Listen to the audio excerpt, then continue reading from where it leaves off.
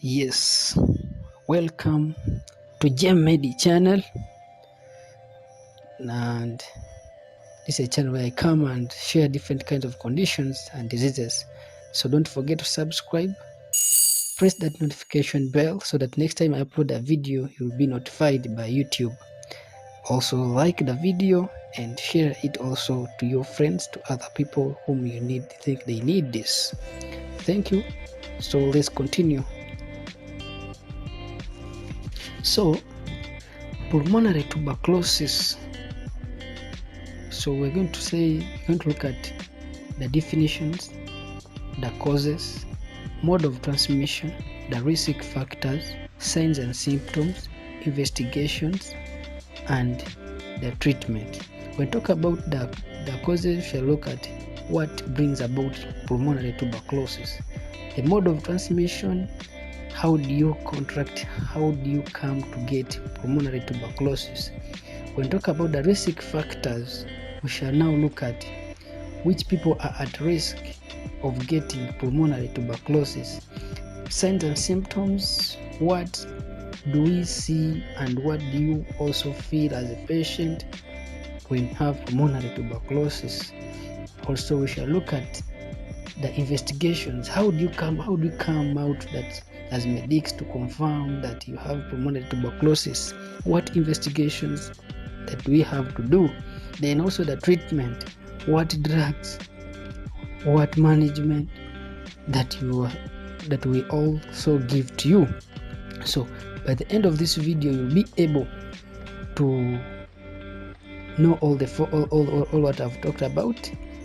You'll be able and you'll be well versed with pulmonary tuberculosis. So don't touch the dial. Don't touch the dial. So let's go to next. So now next slide, we see the definition of pulmonary tuberculosis. So pulmonary tuberculosis is just a type of tuberculosis, because you have very many different types of tuberculosis. You have tuberculosis that affects the brain, the meninges of the brain, the layers. We call them the layers of the brain. You have also the tuberculosis that affects the bones, tuberculosis that affects the kidneys. So, but today specifically we are looking at pulmonary tuberculosis that affects the lungs, and also the causative organisms. Have the Mycobacterium tuberculosis, Mycobacterium bovis, Mycobacterium microti, Mycobacterium africanum. So that's the simple definition and the causative organisms. So in our next slide, we see the structure of the lungs, which is infected. So we can see the trachea, the bronchi, the two lobes of the lungs, So you see the bacterium, Mycobacterium tuberculosis, and you see where it is in the lungs. So when your lungs is affected, it is just a patch, or we call it a tuberculation, Mycobacterium tuberculosis lesion. It just goes and affects some small parts, and those small parts are the ones like the way you see in the diagram. So that's an illustration. So let's go to the next slide. So in our next slide, we are seeing mode of transmission. When we talk about mode of transmission, we are looking at how is pulmonary tuberculosis transmitted. So it is one of the ways is droplet inhalation, sneezing, coughing, ingestion of infected animal products. So when we talk about droplet inhalation, that's when you inhale the infected air. When someone sneezes, when an infected person sneezes and you inhale those droplets, you're contracting.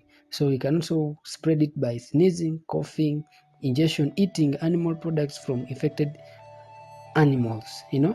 So that's another way how we can contract pulmonary tuberculosis. So this is an illustration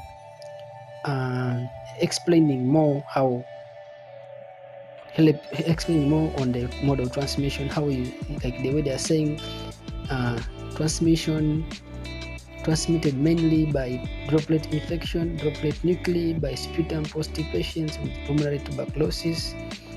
That's also coughing generates largest number of droplets of all sizes. Frequency and vigor of cough and the ventilation of the environment influence transmission of infection. So when talk about mode of transmission, it goes through the airway. You breathe in, So when I'm infected and I sneeze and you inhale what I've inhaled, that means you'll contract pulmonary tuberculosis. When you come into contact with droplet inhalation like sputum, or inhale them, you'll contract pulmonary tuberculosis. So observe that. So let us go to our next slide. Yes, in our next slide we are looking at the risk factors. When talk about the risk factors, we are looking at the risks, people at risks. So when talk about risk factors, have immune suppression. That's when people like those ones who are having HIV, their immunity is suppressed, though they are at a higher risk of contracting PTB. Also overcrowding, when you're living in overcrowded environment, or a home or a house. Also we shall look at poverty, refugees, poor housing, age, extremely. When we talk about age, we're talking about the extremities, especially the young are at high risk below 5 years. We should also talk about sex, like ladies are at high risk compared to men. Then also look at bad coughing and sneezing habits. When you cough anyhow like that, it's also it puts you at risk, or it puts others also at risk of contracting PTB. So let's observe that also, so you can prevent the spread of TB, of pulmonary tuberculosis. So in signs and symptoms, we are looking at what do you as a patient, or what does the patient feel, and what does a medic or a medical officer or a nurse observe. That is, signs is what a patient feels, then symptoms is what a nurse or a medical officer observes. So one of them, we shall have low grade fever, that's less than 38 degrees, about 38 degrees Celsius. That's low grade fever. Then we also have night sweats. People with pulmonary tuberculosis, they always come with a history of night sweats. And now when we talk about night sweats, that means it is a fever. We can also talk about fever. It's also one of the signs and symptoms. We shall also talk about the persistent cough. When these patients come, or when you also have a persistent cough for more than 2 weeks or 3 weeks, more than 2 weeks, persistent cough, you can start suspecting yourself of having pulmonary tuberculosis. Also, you can start feeling dyspnea, or we call it difficulty in breathing, whereby you start feeling shortness of breath. Then we shall talk about progressive loss of weight, cavitations in the lungs, HAEMOPTYSIS. When we talk about HAEMOPTYSIS, when you're coughing out blood, loss of appetite, then purulent sputum. Those are the signs and symptoms. There are very many, but these are the cardinal signs and symptoms of pulmonary tuberculosis. So let's observe that. If you have any of these signs, please try to visit your health worker in time, so that they can plan for you, so that they can discover it very fast, and the treatment will be easier compared when it gets to a chronic stage. Yes, now in our next slide, we see the illustration of signs and symptoms of active PTB, that we have chest pain, loss of appetite, chills, unintentional weight loss. The way I talk about them the other side, they're the same as they are here. So let's just observe them, and let's make sure that we share this video, so that most of people out there who are having these signs and symptoms, they can also resort to get or to go out and find out more about their health conditions. So let us also go to another slide. So in our next slide, we are talking about the investigations.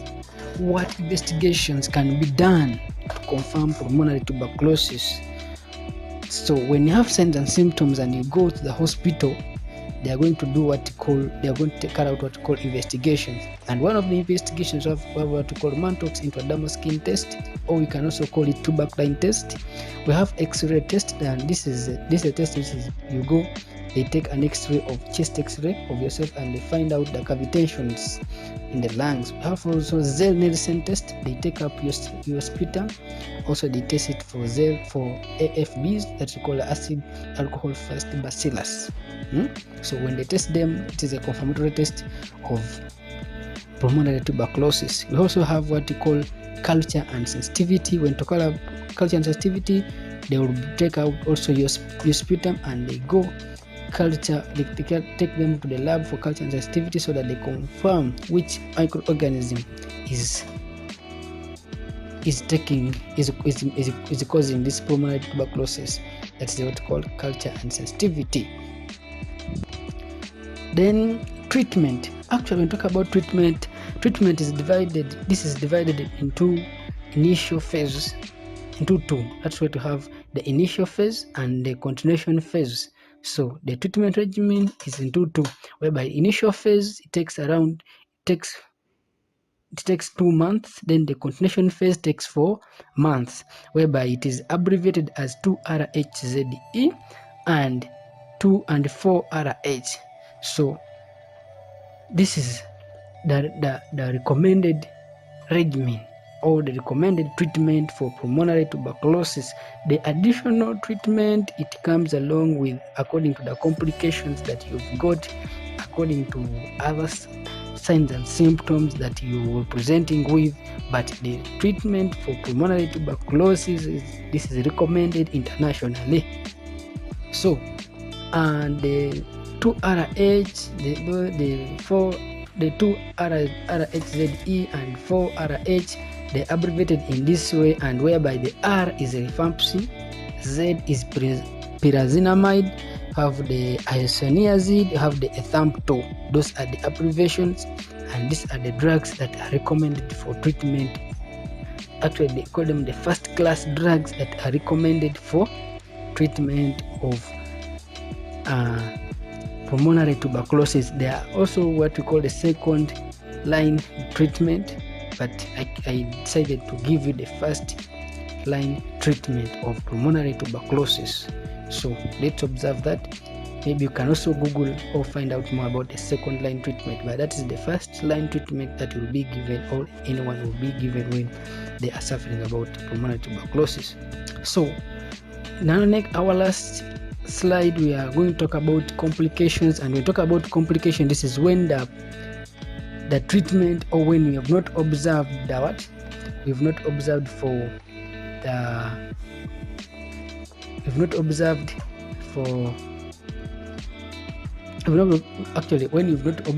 that, what we call we have not complied. The compliance is very poor of the drugs.